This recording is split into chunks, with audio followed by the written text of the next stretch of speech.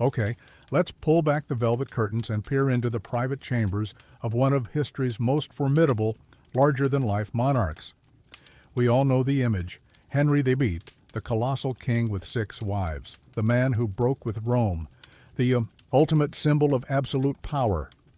But what happens when the power remains, but the body that wields it becomes a grotesque prison of pain, paranoia, and putrefaction?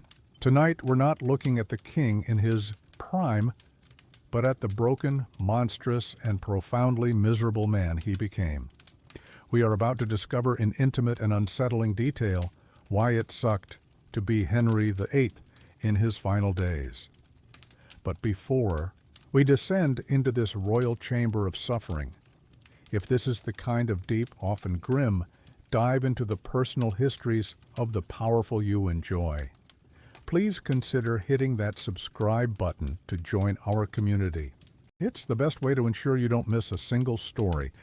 As we journey together, I'd love to know where you're watching from, so please drop a comment below with your country. And while you're there, let me know. What other historical roles, civilizations, or unfortunate predicaments do you think deserve to be with us in next nights? I'm always on the lookout for new avenues of historical misery to explore, so please share your ideas and suggestions in the comments below. I read every single one. All right, the torches are lit, the guards are at the door. Let's step into the private hell of the aging king. Imagine you are Henry Tudor, King of England, Ireland, and France, at least by claim, defender of the faith, a title bestowed upon you by a pope you have since renounced and defied. Your word is law. Your wrath can undo dynasties, send the highest heads in the land tumbling from the block. You are a colossus, a force of nature. But this is the story from the inside out. And inside, you are rotting. The year is drawing to a close, and so you sense with a terrifying certainty, are you? Your world has shrunk from the tournament grounds and battlefields of your youth to the stifling, over-decorated confines of your private chambers at Whitehall or Hampton Court. These palaces are no longer symbols of your power. They are your gilded prisons. The first, most immediate, and most profoundly sucky aspect of your existence is your own body. The magnificent athletic physique that once dazzled the courts of Europe, the powerful legs that danced, wrestled, and rode with tireless vigor, are a distant, mocking memory. You are now a mountain of flesh, weighing perhaps 40 stone, over 550 pounds. Your girth is so immense that your own legs can no longer support your weight. You cannot walk. You cannot mount a horse. You cannot even get out of bed without a team of straining servants and an elaborate system of mechanical hoists and contraptions that creak and groan under your monumental bulk, each movement a humiliating, orchestrated effort. You are carried from room to room in a specially designed chair, a king reduced to the helplessness of an infant. And then there is the pain. It is your constant, unrelenting companion. Years ago, a jousting accident left you with a grievous injury to your leg. It never truly healed. Now it is the source of your greatest misery. Your legs are afflicted with chronic suppurating ulcers, open weeping sores that refuse to close. They are foul, oozing a constant stream of pus and stinking fluid that soaks through your bandages, staining your velvet robes and silk stockings. The surgeons, with their heated irons and useless poultices, only offer more agony, their cauterizations sending waves of searing pain through your body, but providing no lasting relief. The smell. Oh God, the smell. It is the undeniable aura of your decay, a foul stench of rotting flesh, that even the strongest perfumes, the most furiously burning incense in your chambers, cannot fully mask.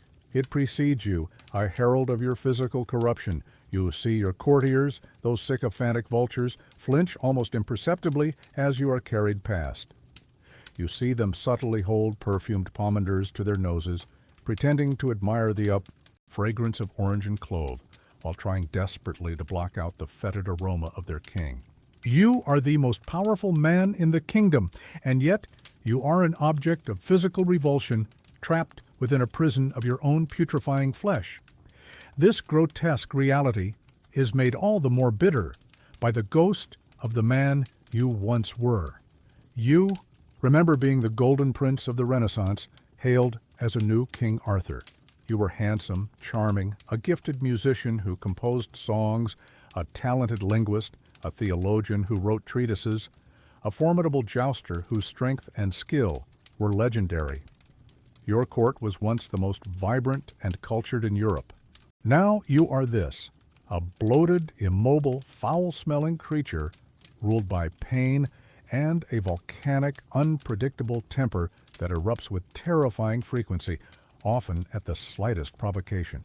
The frustration of your physical impotence, the constant grinding pain, the humiliation of your dependence, it all curdles into a furious rage that you unleash on those around you, your only remaining expression of absolute power. You sit, propped up on silken pillows, your leg elevated, the throbbing a constant drumbeat of your own decay. You gorge on rich foods, roasted meats, sweet wines, custards, the only pleasures left to you. Yet each meal adds to your bulk and likely inflames your ailments. You are surrounded by luxury, by tapestries depicting glorious battles, by servants who bow and scrape and tremble at your every word. But these are just the trappings. The truth is, you are trapped, a king held hostage by his own disintegrating body, staring into the twilight of your reign with eyes clouded by pain, and the bitter memory of a golden youth you can no longer recognize. And the physical decay, as profound and all-encompassing as it is merely the prelude to the even deeper rot that has taken hold in your mind and soul, where the ghosts of your past are gathering for one final, terrifying reckoning. The sun sets on your vast palaces, but for you, Henry Tudor, darkness offers no relief. In fact, the night is when the true misery begins. The physical pain from your suppurating leg, a constant throbbing agony during the day, seems to sharpen in the quiet hours, a relentless tormentor that denies you the sweet oblivion of sleep. Propped up on a mountain of sweat-soaked pillows, surrounded by the cloying scent of herbal poultices mingling with the ever-present stench of your own decay, you're left alone with your thoughts. And it is here, in the vast echoing chambers of your own mind, that the real ghosts come out to feast. They are a silent, relentless procession, the specters of those you loved, those you trusted, and those you sent to their deaths. Their faces swim in the flickering candlelight, their voices whisper in the rustle of the tapestries. First, always, comes your brother, Arthur, the golden prince who should have been king, whose youthful death paved your way to the throne and to his widow, Catherine. Do you remember her? Catherine of Aragon, your queen for more than 20 years, your devout, loyal, and stubbornly principled wife. Her ghost is a powerful one, not screaming for revenge, but cloaked in a quiet, unassailable dignity that is, perhaps, even more damning. She reminds you of your shared youth, of her unshakable belief that she was your one true wife in VIII, the eyes of God of the daughter Mary, that you cast aside as illegitimate. Her specter raises the most terrifying question of all. Was she right? Did you defy God, break Christendom, and damn your own soul for nothing more than your desperate, selfish lust for a son? In the dead of night, this question gnaws at you, a spiritual agony that rivals the physical fire in your leg. And then comes Anne. Oh, Anne Boleyn, not the quiet dignity of Catherine, but a flash of dark eyes, a sharp, intelligent wit, and the ghost of a promise she made, and in your eyes, failed to keep. You remember the chase, the 7 long years you moved heaven and earth to possess her, the kingdom you tore asunder to make her your queen. You remember her fire, her ambition, her slender neck. And you remember the charges, adultery, incest, treason, trumped up, whispered, and ultimately believed because you needed to believe them. You needed her gone so you could have Jane, and Jane, bless her meek soul, gave you your precious Edward. before dying herself. But Anne's ghost is a restless one. Her final words on the scaffold, praying for you even as your sword waited to slice her head from her shoulders, echo in your mind. Was she innocent? In the darkest, most honest corners of your soul, you know the answer, and it offers you no peace. Close on her heels flits the ghost of another Catherine, your rose without a thorn, Catherine Howard. A child, really, foolish and flighty. Her crime was not ambition, but naivety, a careless continuation of the dalliances of her youth. You recall the pure, white-hot rage of your betrayal, the humiliation. But now, in the quiet of the night, what you remember most is her youth, her terror, the pathetic, desperate attempt to reach you and plead for her life as she was dragged away. Her ghost is not a queen's, but that of a terrified girl you sent to the block. The ghosts are not all women. Thomas More, your friend, your confidant, a man whose intellect and integrity you once admired above all others. You can almost hear his calm, reasoned arguments, feel the weight of his refusal to bend his conscience to your will. He chose God over his king, over you, his friend. You had to kill him for it, to make an example of him, but his ghost reminds you that some things cannot be broken by royal decree. And Thomas Cromwell, your blunt, ruthlessly efficient hammer who made your reformation possible, who rid you of Anne Boleyn only to fall from grace himself when he arranged your disastrous marriage to Anne of Cleves. You disposed of him as you would any tool that had ceased to be useful, but his ghost, perhaps, whispers of the loneliness of absolute power, of a king who devours even his most loyal servants. These specters of your past fuel the paranoia that is your constant waking companion. With your body weak and dependent, your mind has become a fortress, seeing plots and conspiracies in every shadow. The courtiers who attend you, who bow and scrape and call you Your Majesty, their faces are masks you can no longer read. That whispered conversation in the corner, is it about state policy or about how long the fat old king has left? The way the Seymour faction looks at the Howards, their rivals, do they plot to seize control of your son, Edward, the moment your own breath fails, you see it all, or you imagine you see it all? You lash out, your volcanic temper erupting over a misplaced cushion or a poorly seasoned dish, the fear you inspire the only tool of control you have left. You sign death warrants with a trembling hand, destroying men like the Earl of Surrey, for the slightest hint of ambition, because in your mind, any ambition but your own is treason. You are the most powerful man in England, surrounded by hundreds, yet you are utterly, profoundly alone. Your current wife, the pious and clever Catherine Parr, is more your nursemaid than your partner, a woman skilled in navigating the treacherous currents of your moods, but you know she has her own reformist beliefs, her own circle. Can you even trust her? Every moment is a test. Every relationship a potential snare. Your mind, like your body, is a festering wound, infected with the poison of past deeds and present fears. And as another sleepless, pain-filled night stretches on, you are left to wrestle with the ghosts you created, trapped in the haunted labyrinth of your own making, with no escape but the one you fear most of all. The spectral processions that torment your sleepless nights bleed into the waking world, tinting your perception of everyone and everything around you. Your mind, a labyrinth of paranoia and guilt, finds no peace, and your legendary temper, once the fearsome tool of a robust king, now becomes the desperate, volcanic roaring of a wounded, cornered beast.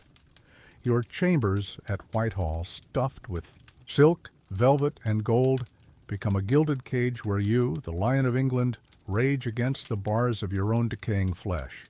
Your courtiers learn to read the weather of your moods with the terrified sensitivity of sailors watching a storm-blackened sky. They approach you with trepidation, their faces arranged in masks of placid reverence, their every word carefully weighed, for they know that a misplaced glance, a whispered word overheard, or a moment of hesitation can unleash a torrent of verbal abuse, or far, far worse. You, propped up on your pillows, your massive frame immobile, wield your voice like a whip. You lash out at your physicians for their failure to ease your suffering, calling them fools and charlatans. You berate your ministers for perceived slights or imagined plots. The terror you inspire is the last vestige of your physical authority, the only way you can still make these healthy, mobile men tremble before you.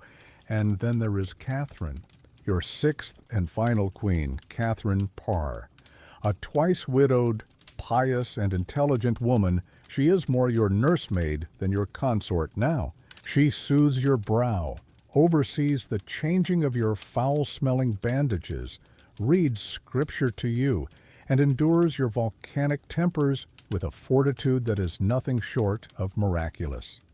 She is a constant, comforting presence, and that, in the twisted logic of your paranoid mind, makes her dangerous. You watch her, your eyes narrowed with suspicion. You see her talking with her ladies-in-waiting, many of whom hold reformist religious views. You engage her in theological debates, and when she, a sharp mind in her own right, dares to gently dispute a point with you, the supreme head of the Church of England, the seeds of suspicion, expertly watered by conservative factions, at court like Bishop Gardiner, blossom into a full-blown plot. For a terrifying moment, her fate hangs by a thread. A warrant is drawn up for her arrest on charges of heresy. You, in a fit of pain and paranoia, almost sign it. You almost send your sixth wife down the same dark path as your second and fifth. It is only her quick thinking, her utter submission. When she learns of the plot, claiming she only argued to distract you from your pain and to learn from your great wisdom, that saves her. She survives, but the incident is a stark reminder of the profound suckiness of being close to you. Even the woman who tends to your rotting flesh, who offers you the only real domestic comfort you have left, is never safe from the monster you have become. Your love, your trust, your favor, they are all poisoned, liable to turn to murderous rage at a moment's notice. Your children are satellites, orbiting your dying sun at a carefully prescribed distance. You dote on Edward, your precious, long-awaited son and heir, but your love is a suffocating, anxious thing. You obsess over his health, which seems fragile, and his safety, seeing potential assassins in every shadow. You dictate the minutiae of his education, ensuring he is raised a staunch Protestant, the future guardian of your church. He is the living symbol of your life's great struggle, and the terrifying possibility that he might not be strong enough to hold the kingdom you will leave him is a constant, gnawing fear. And your daughters, Mary and Elizabeth, they are brought before you on occasion, formal and stiff encounters freighted with years of history. Mary, the daughter of your first true queen in the eyes of Catholic Europe, is a living embodiment of your break with Rome. Her unwavering Catholic faith is a silent, stubborn reproach to your entire Reformation. You see both your first wife's piety and her Spanish pride in those solemn eyes, and you trust her not at all. Elizabeth, Anne Boleyn's child, is a different creature altogether, sharp, intelligent, a survivor.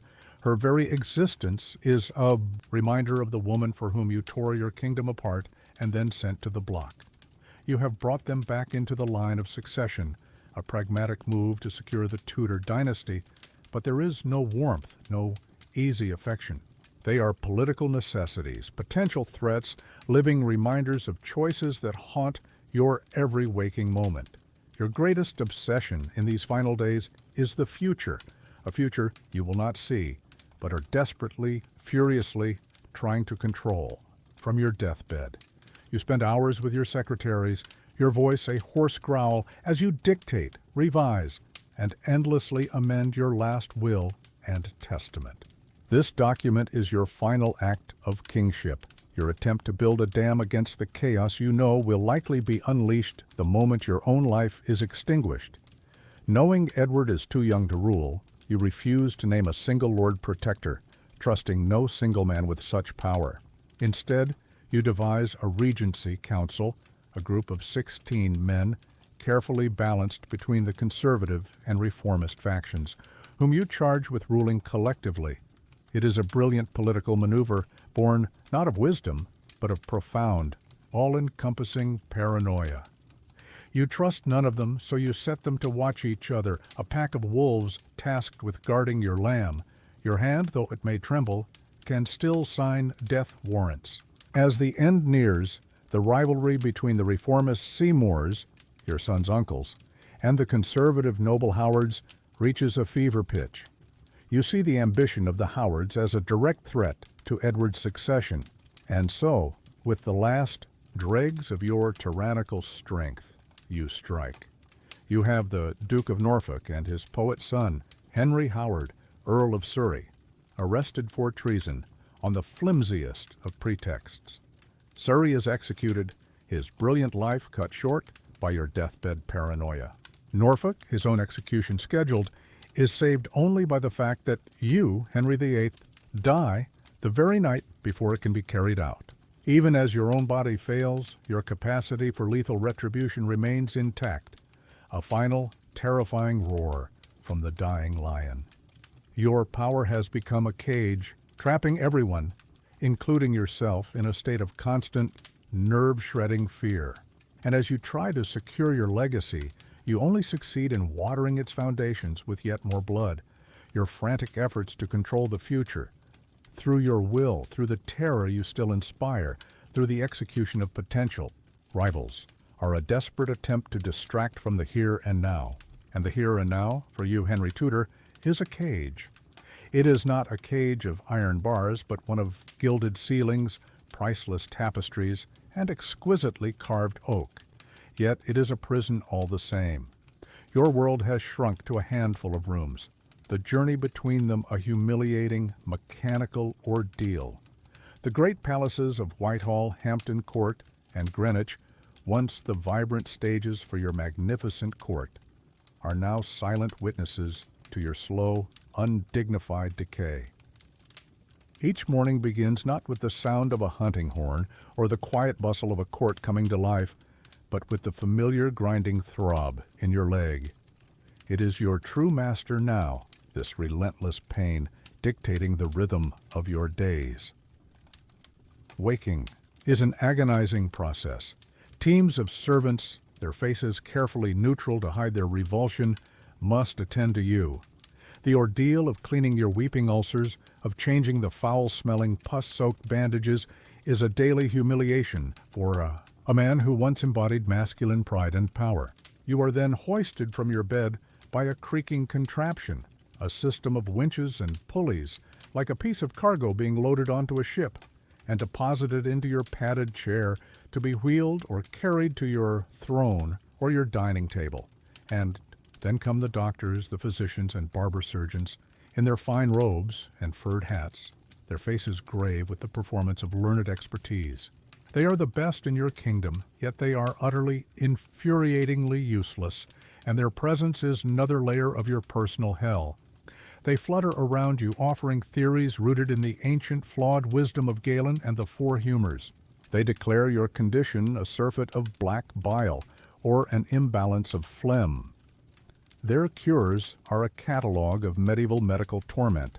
They bleed you, opening a vein in your arm to drain away the bad blood, leaving you weaker and more lightheaded, but doing nothing to address the true source of your ills. They prescribe foul-tasting herbal concoctions, complex mixtures of dozens of ingredients, some harmless, some potentially toxic, all of them ineffective. They dictate your diet based on humoral theory, forbidding you from eating a cold cucumber while recommending hot spices, a whirlwind of contradictory advice that does nothing to halt your decline. Their most direct interventions are reserved for your leg. They approach the festering ulcers with a dreadful array of implements. They might try to drain them, lancing them with a knife that sends shivers of agony up your spine. They apply poultices of bizarre ingredients, bread mold, animal dung, boiled herbs, that do little more than add another layer of stench to your already foul aroma. and their most feared treatment is cauterization. To cleanse the wound and stop the bleeding, they will take a red-hot iron from the brazier and press it directly against your open sore. The hiss of your own flesh searing, the instantaneous, blinding flash of white-hot pain, the smell of your own cooked meat. It is an agony beyond description, a torture you willingly submit to out of sheer desperation for a cure that never comes.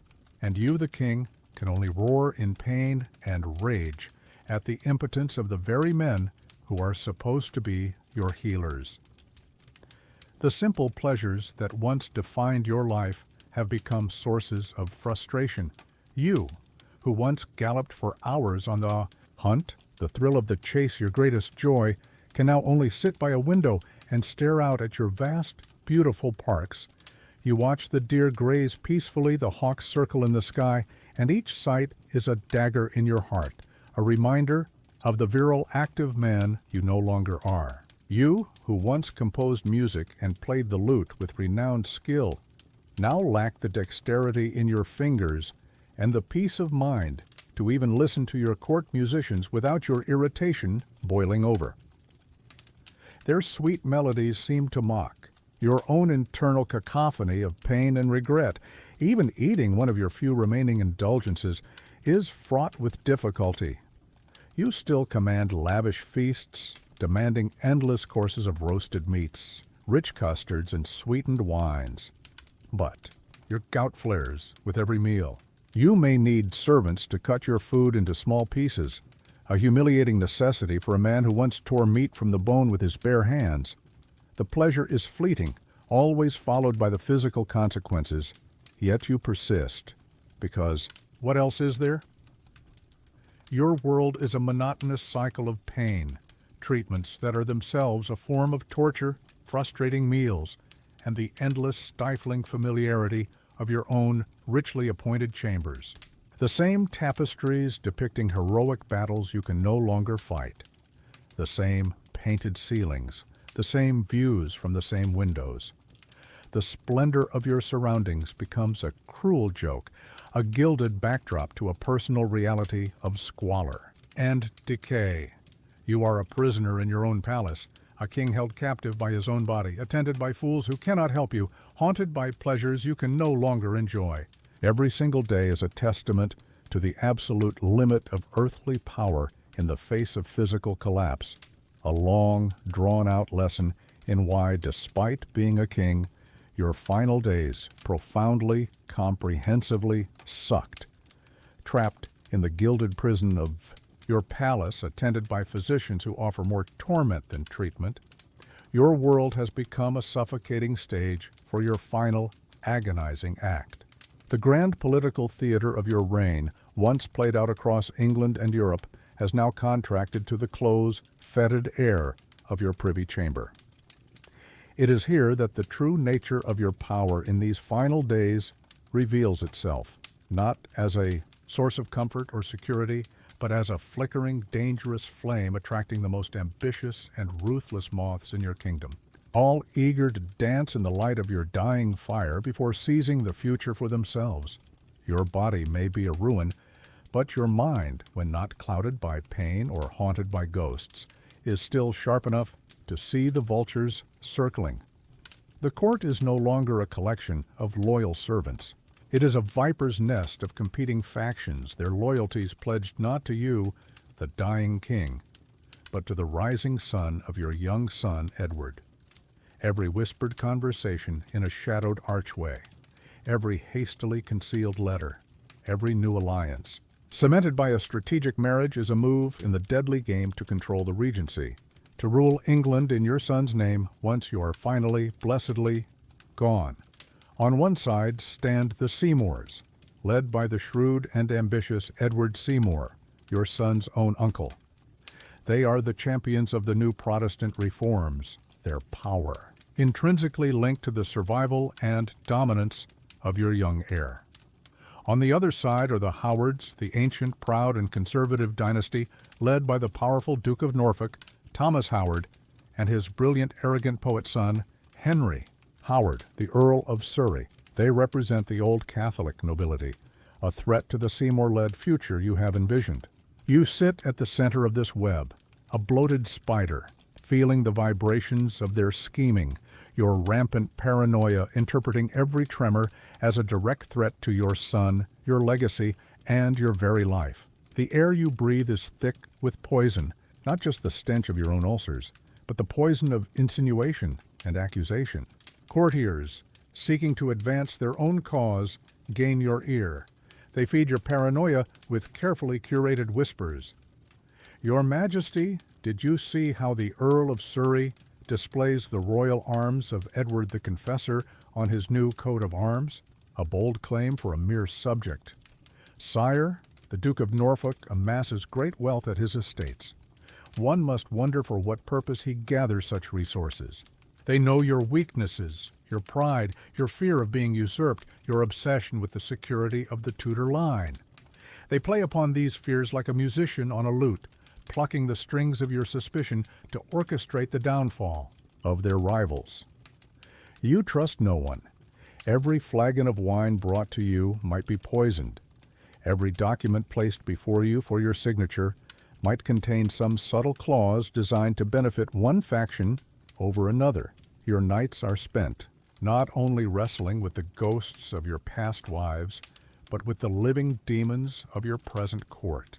You see treason everywhere, because to do otherwise would be to admit your own impotence, to accept that you are no longer the master of your own house. And so, with the last vestiges of your tyrannical power, you decide to strike, to sweep the bus, bored clean of the pieces that most offend your royal paranoia. You turn your baleful gaze upon the Howards. The Earl of Surrey, that brilliant, proud, and reckless young poet, becomes the target. His crime? Flaunting his royal ancestry, a foolish act of hubris in the presence of a dying, paranoid king. It is enough. You have him arrested, charged with treason. The evidence is flimsy, the accusation stretched to breaking point, but it doesn't matter. Your will is all that matters. From your sickbed, you consent to the proceedings, and Henry Howard, one of the great literary lights of the age, is sent to the block, his head severed from his body by the executioner's axe, a final, brutal poem written in his own blood. But you are not finished. His father, the Duke of Norfolk, your loyal servant for decades, the uncle of two of your executed queens, must also fall. His crime is simply being a Howard, the head of a powerful and potentially rival dynasty. The outcome is preordained. The bill of attainder is passed. The execution is scheduled. The old Duke is in the Tower, awaiting the dawn that will bring his death. It is the ultimate demonstration of your power. Even as your own body rots, your signature can still command the death of the highest noble in the land.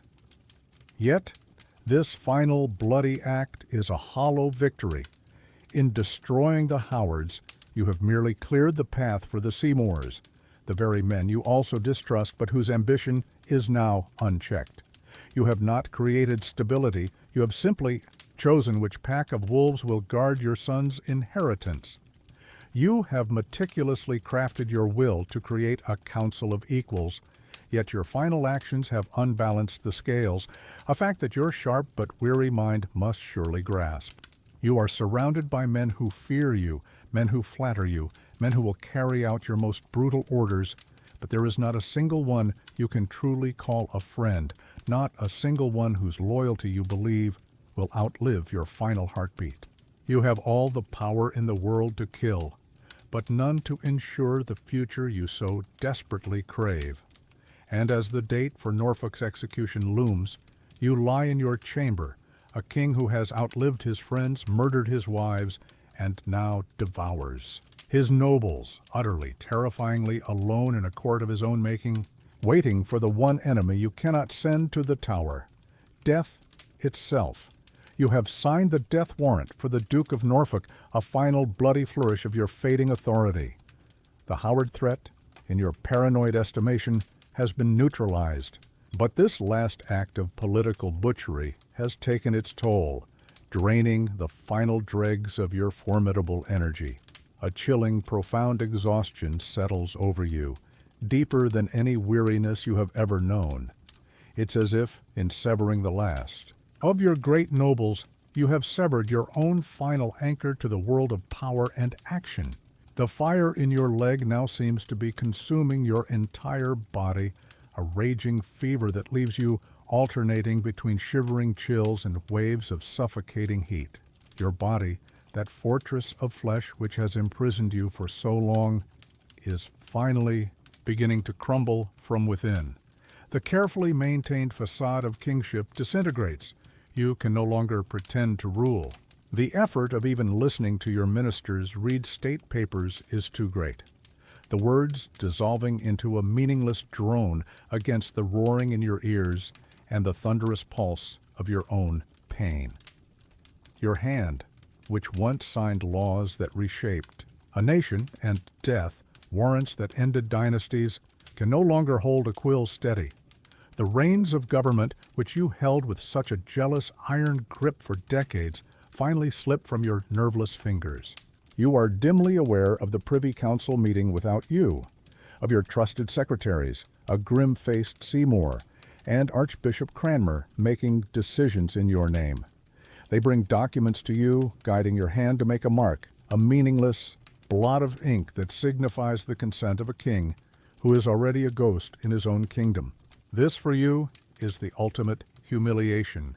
To be alive, yet to have your power wielded by others, the very men you set up to watch each other, now united in their quiet usurpation of your authority.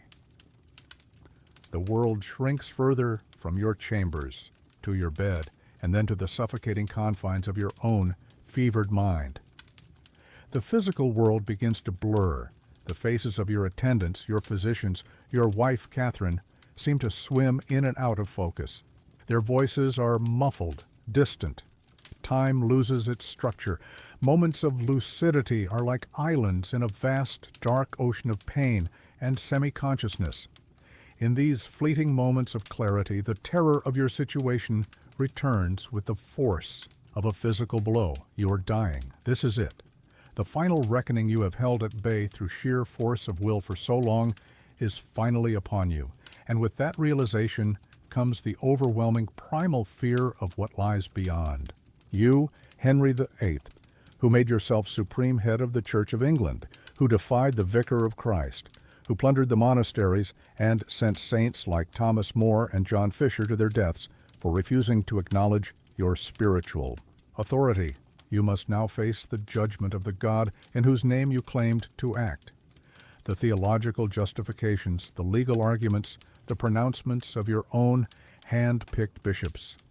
All of it feels like flimsy paper armor against the coming divine wrath, the sins of your life, not just your public defiance, but your private tyrannies, your lusts, your rages, your murderous betrayals rise up before you, a terrifying legion of accusers.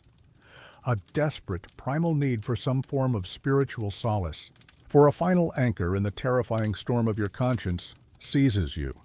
You call for your Archbishop, Thomas Cranmer. He is perhaps the one man you have consistently, if complicatedly, trusted throughout the turmoil of your reign. He is a key architect of your new church, a man whose fate is tied to your own. But he is at his palace in Croydon, miles away. VIII. Message is sent, a frantic summons for the Archbishop to ride through the night, to come to the side of his dying king. As you wait, drifting on waves of fever and pain, the ghosts of your past make their final visitations. They are not accusing specters now, but fragments of memory flashing through your mind with agonizing clarity. Catherine of Aragon's dignified, sorrowful face, Anne Boleyn's dark, intelligent eyes, her throat bare for the swordsman Jane. Seymour's gentle smile, the one who gave you your son and then left you. The foolish laughter of Catherine Howard. You see your children as they were in their infancy, Mary, Elizabeth, and your precious, frail Edward. These images, stripped of their political context, are now just shards of a life lived, of love given and taken, cherished and destroyed. They offer no comfort, only a profound, bottomless sense of loss. Finally, as your own voice begins to fail, as the act of speaking becomes a monumental effort, Cranmer arrives. He rushes to your bedside, his face etched with concern and the fatigue of his frantic journey. The chamber is filled with watching, waiting figures, ministers, attendants, physicians, all silent witnesses to the final spiritual moments of their king. This is not a private confession. It is another state occasion. Cranmer leans close, his presence a comfort. He speaks to you of God's mercy, of salvation through faith in Christ alone, the very cornerstone of the Protestant, faith you have imposed upon your realm. He urges you to give a sign, some token that you die in this faith. You can no longer speak. The words are trapped in your throat, a final frustrating impotence. All your life, your voice commanded, condemned, and created law. Now, it is useless. The power that defined you is gone. You're just a man, drowning, reaching for a final lifeline. Cranmer, his own eyes perhaps filled with tears, asks you to give him a sign, any sign, that you put your trust in Christ. You summon the last dregs of your strength. You reach out your hand that once held the scepter of England, and you squeeze the Archbishop's hand. A faint pressure, a flicker of acknowledgement. It is all you have left to give. With that final act, you let go. The world outside your bed, the whispering courtiers, the concerned face of your Archbishop, the future of the kingdom you fought so hard to control. It all begins to fade into a distant, insignificant hum. The great, monstrous, magnificent edifice that was Henry VIII is crumbling. The guttering flame of your life finally flickering out, leaving only the cold darkness and the terrifying unknown judgment that awaits. The squeeze of your hand is the last command your body will ever obey. The great, tumultuous, magnificent, and monstrous engine that was Henry VIII shudders to its final halt. The breath that roared and condemned, that whispered sweet nothings to queens and curses at popes, rattles one last time in your massive chest and then ceases. In the heavy perfumed stillness of the royal bedchamber at Whitehall, surrounded by the flickering ghosts of your life and the very real waiting vultures of your court, you die. But your story, and the reasons, your end, sucked so profoundly, do not end with your final heartbeat. In fact, they now enter a new, surreal phase of powerlessness and posthumous humiliation. For a king, death is not a private affair, and yours is a political event of such magnitude that the fact of it must be contained, controlled, and manipulated. You, the king who demanded absolute obedience in life, are now a mere object, a grotesque and heavy prop in the first act of a new play you cannot direct. Your death is a secret.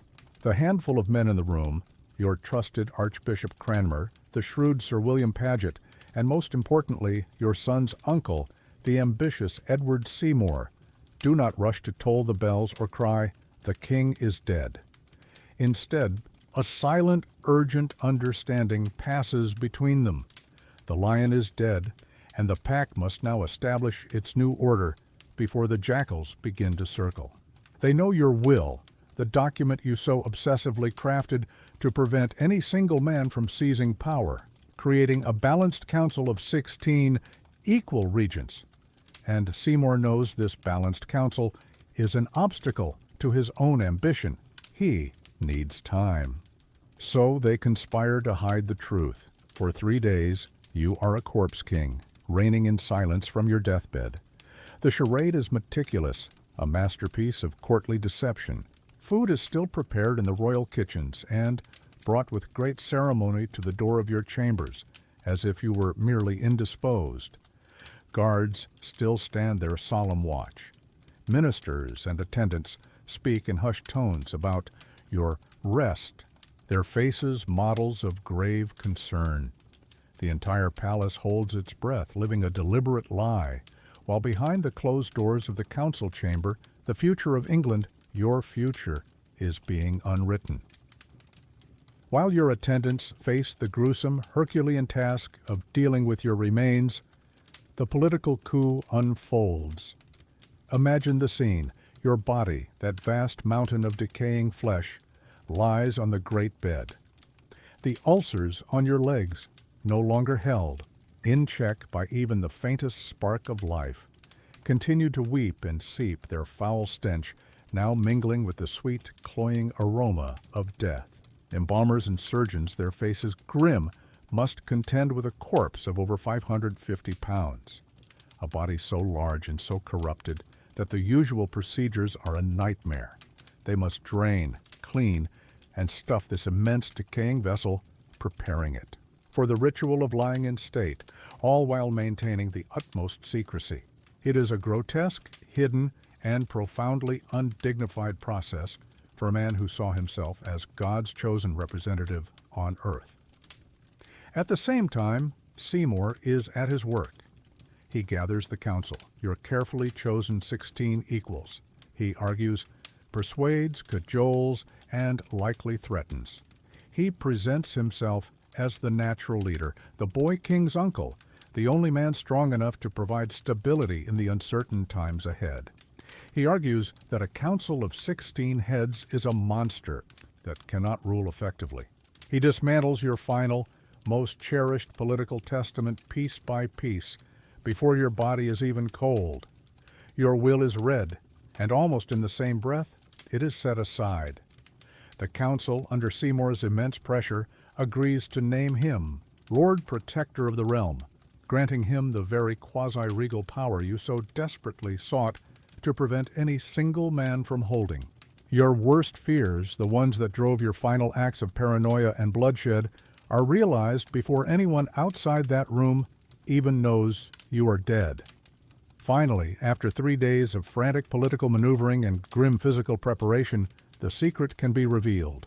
Sir William Paget, his voice trembling with either genuine emotion or masterful acting, formally announces your death to the court and then to Parliament. A wave of choreographed grief ripples through the halls. Courtiers weep into fine linen, handkerchiefs, their minds already racing, calculating their positions under the new regime of Lord Protector Seymour. Your 9-year-old son, Edward, is formally told that his fearsome, colossal father is gone and that he is now King Edward. Vi, the cry goes out. The king is dead. Long live the king. The transition is immediate, brutal in its efficiency. You, Henry VIII, the man who dominated the age, who held the life and death of every person in his kingdom in his hands, are now a memory, a piece of history. Your power has evaporated, your meticulous plans for the future rendered moot in a matter of hours. You are now just the predecessor, the glorious but troublesome corpse whose grand funeral must now be arranged. Your final days sucked not only because of the pain and paranoia you endured while alive, but because the moment you died, you were proven utterly powerless to control the world you left behind, your most cherished commands ignored, your legacy instantly seized and reshaped by the very men you sought to check. The secret of your death is out.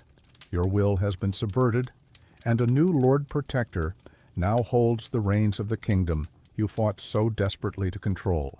For you, Henry Tudor, there is only one duty left to be performed, the slow, magnificent, and utterly macabre pageant of your royal funeral. Your journey to the grave will be a spectacle of pomp and majesty, a final gilded lie designed to mask the chaotic reality of your reign's end and the profound indignity suffered by your own corrupted corpse. First comes the lying in state. Your immense body, now embalmed with spices and resins that wage a losing war against the stench of its decay, is dressed in the finest robes of velvet and cloth of gold. A crown is placed upon your head, a scepter in your hand. You are propped up a monstrous effigy of kingship for the court to file past and pay their feigned respects.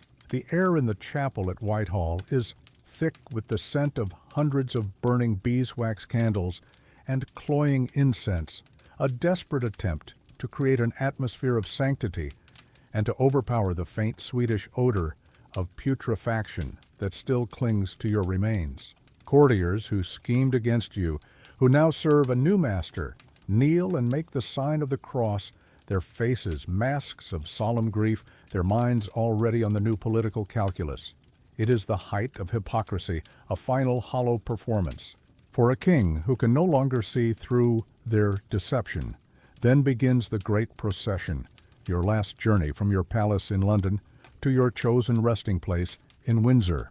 It is a spectacle the likes of which England has rarely seen, a river of black-clad mourners flowing through the winter landscape. The procession is miles long, a testament to your perceived greatness. Heralds in their vibrant tabards, hundreds of knights and nobles, bishops and abbots, and a vast train of servants and officials all march in solemn order. Hundreds upon hundreds of poor men are paid to carry torches, their flickering flames lighting the way and representing prayers for your soul. And then there is your chariot. No ordinary carriage could bear your weight. A massive, specially constructed funeral chariot, draped in black velvet and adorned with magnificent banners displaying the arms of England, is required to transport your colossal, lead-lined coffin. The weight is so immense that the chariot creaks and groans, the horses straining in their harnesses to pull their monumental burden along the muddy, rutted roads.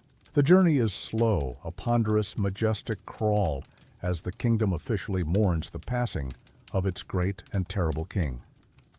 The procession halts for the night at Sion Abbey, a place freighted with irony. This was once a wealthy and devout monastic house, one of the many you dissolved and plundered during your Reformation. Now, its semi-ruined chapel must serve as a resting place for your own royal corpse. Your coffin, weighing close to half a ton with your body and the lead lining, is heaved with immense effort into the chapel and placed on a trestle. A solemn vigil set to watch over it through the night. And here, in this deconsecrated space, your final and most grotesque humiliation occurs. The embalming, hastily done on a morbidly obese and ulcerated body, was far from perfect. During the night, the natural process of decomposition within your sealed coffin continues, building up. Immense pressure from the gases of decay. The lead seams, strained by the immense weight and the internal pressure, rupture. A foul, corrupted liquid, the very essence of your physical decay, begins to leak from the coffin, dripping onto the floor of the chapel you yourself had stripped of its holy purpose. The guards and attendants watching over you are horrified, but the true horror comes, as some contemporary accounts whisper with a shudder, when a stray dog, drawn by the scent, enters the chapel and begins to lick up the seeping royal fluids from the floor. It is a moment of unimaginable degradation, a king's sacred remains being lapped up by a stray animal. For those who remember, it is also the fulfillment of a prophecy made years before by the Franciscan friar William Pito, who, when you dissolved the monasteries, had warned you that dogs would one day lick your blood as they had licked the blood of Ahab. Your end is not just a death. It is a grim, moralizing tale, a divine judgment made manifest in the most squalid way imaginable. The next day, the coffin is hastily patched up by terrified plumbers. The procession continues its solemn march to Windsor, the attendants now burdened with the terrible secret of the night's events. You finally arrive at St. George's Chapel, your ultimate destination. Here, with all the soaring music and solemn liturgy the church you created can muster, your immense coffin is lowered into the vault beneath the choir. You are laid to rest, as per the specific instructions in your will, right beside the coffin of Jane Seymour. Jane, the only wife who gave you a son, the one you always considered your most beloved, your one true queen in the chaos of your marital history. In this final act, we see a flicker of the man you might have been, a desire for a peaceful, eternal rest, next to the woman who gave you your greatest prize. So, you are in your tomb, a king, buried with unparalleled pomp, but also with a legacy of posthumous horror. Your carefully laid plans for the future have already been torn asunder, and your very corpse has refused to cooperate with the majesty of your own funeral. The stone slab is sealed over your vault, But the suckiness of your end, the chaotic mixture of grandeur and grotesque indignity, will echo long after the last notes of your funeral dirge have faded away. Your great bloated body lies in its lead-lined coffin beside your dearest queen, Jane Seymour, in the royal vault at Windsor. The stone is sealed, the dirges have been sung, the immense gaudy spectacle of your funeral is over. For you, Henry, Tudor, there is, at last, a semblance of quiet. But for the kingdom you left behind, the kingdom you reshaped, broke, and bled for in the name of securing its future, the quiet is deceptive. It is the eerie stillness before the storm you yourself brewed, a storm that will now break with furious intensity, making a mockery of your most cherished and obsessively crafted plans. Back in London, the ink on your will is barely dry, yet its authority has already evaporated like morning mist. You, in your paranoid wisdom, designed a Regency Council of 16 equal parts, a complex political machine intended to prevent any one man from seizing control of your boy king. It was your final, grandest gambit to ensure stability, and it fails utterly and immediately. Your son's uncle, Edward Seymour, the newly created Duke of Somerset, wastes no time. He consolidates his power, convinces the other executors that a single firm hand is needed, and has himself declared Lord Protector of the realm. Your carefully balanced counsel is brushed aside. A single man, the very thing you feared, now rules England in all but name, and your son, your precious Edward, is his puppet. The first foundation stone of your legacy has crumbled into dust before your corpse is even properly cold.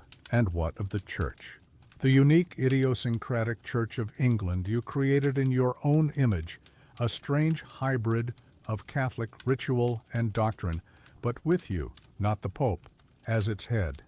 It was your church, a testament to your will, your power, your theological dabbling. You died believing you had settled the matter, creating a middle way that would hold the kingdom together. But this middle way was held together by one thing only, your own terrifying absolute authority. With you gone, it shatters like glass. The Lord Protector Somerset and your own Archbishop Cranmer, freed from your conservative influence and domineering presence, unleash the full flood of the Protestant Reformation. The changes are swift, radical, and, for many of your subjects, utterly abhorrent. Your carefully preserved church rituals are dismantled. The Latin Mass, the comforting, mysterious bedrock of worship for centuries, is outlawed and replaced with Cranmer's new Book of Common Prayer in English. To you, this might have seemed a reasonable step, but to the common folk in Cornwall or Devon, it is an alien, offensive imposition. Statues of saints are torn down from their niches, their painted faces hacked away by iconoclasts. Magnificent. Rude screens are demolished, vibrant medieval wall paintings are whitewashed into oblivion, ancient stained glass windows are smashed. The monasteries you dissolved were just the beginning. Now the very look, sound, and feel of every parish church in your realm is being forcibly and violently transformed into something new, something starker, something many of your people neither understand nor want. Your legacy of stability? It ignites rebellion. The prayer book Rebellion in the West Country sees thousands of your former subjects rise up in arms, demanding a return to the old ways, the old Mass, the faith of their ancestors. They are brutally suppressed, of course, their raw piety crushed by professional soldiers. But the bloodshed is a testament to the profound religious turmoil you have bequeathed your son. You sought unity, but you sowed the seeds of a division so deep it will define the nation for centuries to come. And your children, the living pieces of your dynastic puzzle, they are cast adrift in this storm. Edward, your son and heir, is a frail, studious boy, a pawn in the hands of powerful, ambitious men who rule in his name and pour their own radical religious beliefs into his young mind. He is king, but he does not rule. Mary, your firstborn, the daughter of Catherine of Aragon, is isolated and embittered. She watches this new, aggressive Protestantism with horror, clinging with stubborn Spanish pride to the Catholic faith of her mother. She becomes a living symbol of resistance, a silent rebuke to your entire Reformation, her very existence a threat to the new regime. You brought her back into the line of succession, but you left her a legacy of persecution and resentment, hardening her heart for the fiery reaction that will come when she eventually takes the throne. And Elizabeth, the sharp, intelligent daughter of the ghost who haunted you most, Anne Boleyn. She is a teenager, forced to learn the deadliest of games, how to survive. She must navigate the treacherous waters between her staunchly Catholic sister and her radically Protestant brother's court, a tightrope walker in a political and religious minefield, learning the arts of dissimulation and survival that will one day make her a formidable queen, but which are forced upon her by the chaotic world you left behind. Every single one of your life's great goals has unraveled. You broke with the most powerful institution on earth. You executed wives, friends, and saints, all to secure a stable, male-led Tudor succession. Yet you left a sickly boy king managed by a usurping protector and two daughters with opposing, irreconcilable claims and beliefs, a perfect recipe for civil war. You declared yourself supreme head of the church to create a unified English faith, yet your death immediately triggered a religious revolution that plunged your kingdom into violent discord. You died, perhaps believing you had, through sheer force of will, tamed the future. But the truth is, your tomb at Windsor is not a monument to your success. It is a sealed vessel of failure, containing the man whose life's work was to build a great house of Tudor, only to leave behind a legacy of ashes from which his children would have to forge a new, uncertain world. Your tomb in St. George's Chapel at Windsor is sealed under heavy stone, a final, magnificent resting place for a king of England. Here, beside your dearest Jane, you are supposed to find the eternal peace that so eluded you in your tumultuous life. But there is no peace. In your legacy, the echoes of your reign are not ones of stability and glory, but of chaos, bloodshed, and profound tragic failure. In the end, the ultimate reason it sucked to be Henry VIII in his final days was not just the agony of your body or the torment of your mind, but the chilling, undeniable truth that your entire life's work, everything for which you sacrificed, your health, your friends, and your soul, was built on a foundation of sand. Think back, if your ghostly consciousness can, to the man you were, the Golden Prince, the hope of the Tudor dynasty. You were a towering figure of Renaissance promise.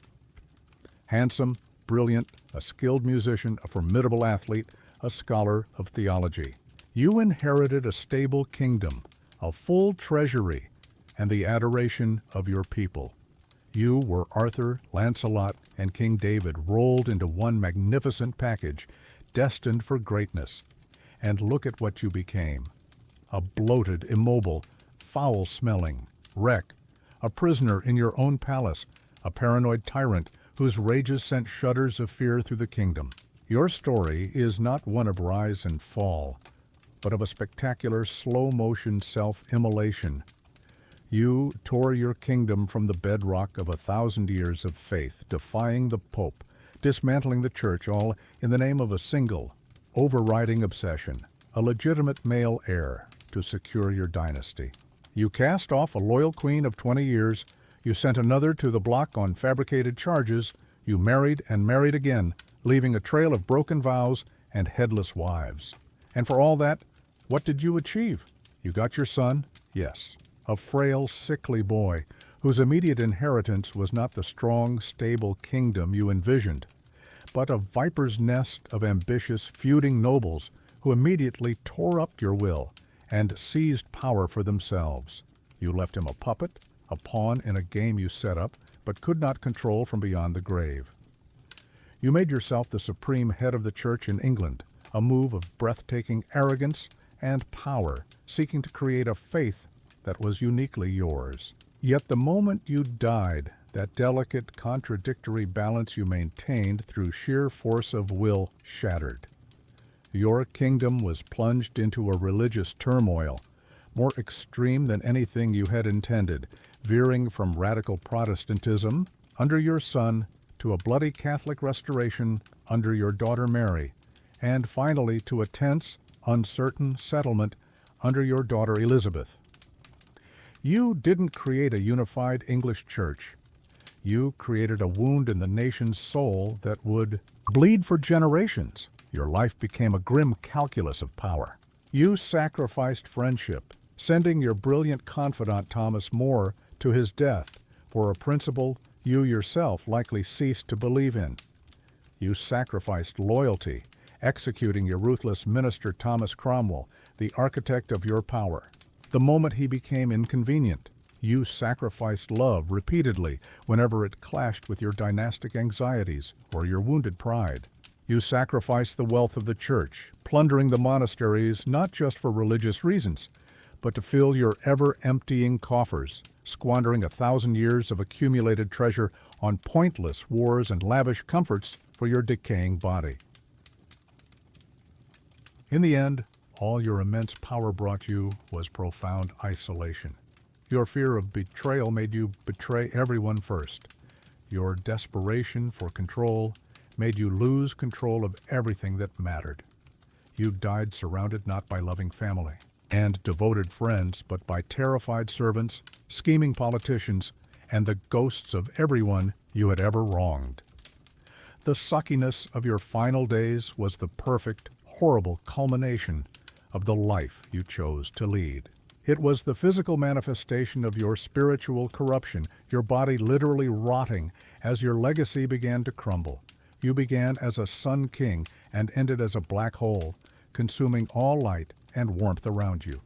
Your final days were a grim testament to the fact that absolute power does not protect, it isolates. It does not bring peace, but engenders paranoia. It cannot hold back the decay of the flesh, the judgment of history, or the terror of a guilty conscience facing its maker. You lie now in the darkness at Windsor, a king whose life was a spectacle of sound and fury, but whose end ensured that your ultimate legacy was not the strong, secure dynasty you craved, but one of chaos, division, and blood. And that, for a man who sacrificed everything for control, is the most profound failure of all. Thank you for joining me on this journey into the heart of Henry's final, miserable days. Good night.